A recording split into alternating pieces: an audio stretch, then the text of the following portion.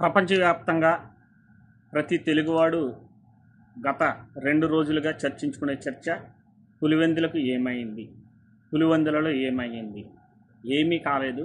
పులివెందులలో ప్రజాస్వామ్యం గెలిచింది, ప్రజాస్వామ్యం విజయం సాధించింది.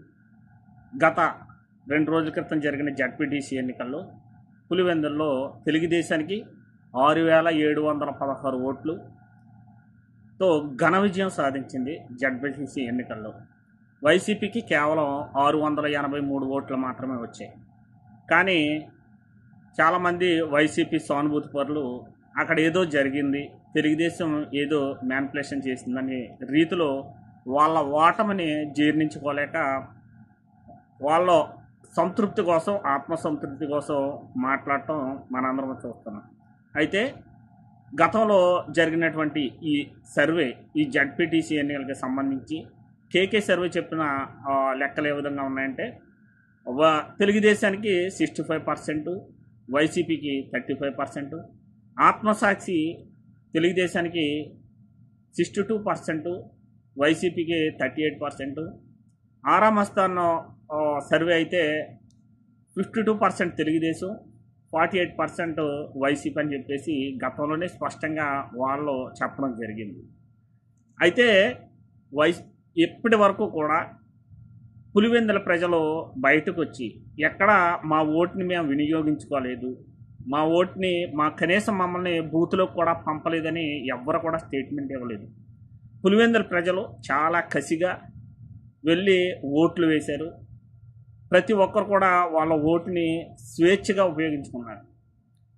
గతంలో ఎప్పుడూ లేనటువంటి స్వేచ్ఛ ఈరోజు పులివెందుల ప్రజలకి ప్రజాస్వామ్యం వాళ్ళకి స్వేచ్ఛను కల్పించింది.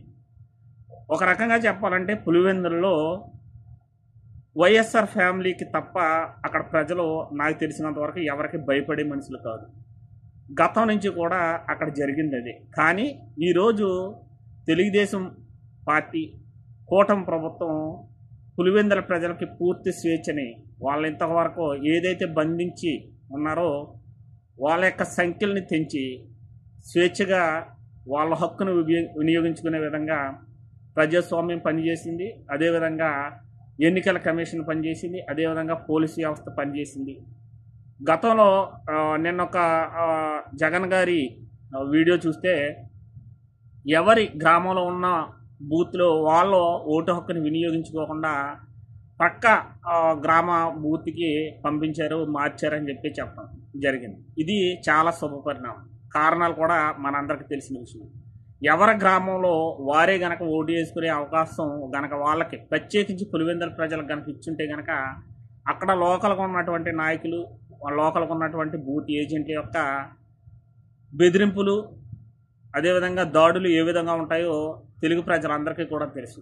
మంచి ఆలోచనతో, దూరదృష్టితో ఆలోచించి ఈ ఎన్నికల కమిషన్ కూడా మంచి నిర్ణయం తీసుకుంది. ప్రతి ఒక్కరికి కూడా స్వేచ్ఛగా వాళ్ళ ఓటును ఉపయోగించుకునే విధంగా చేసింది.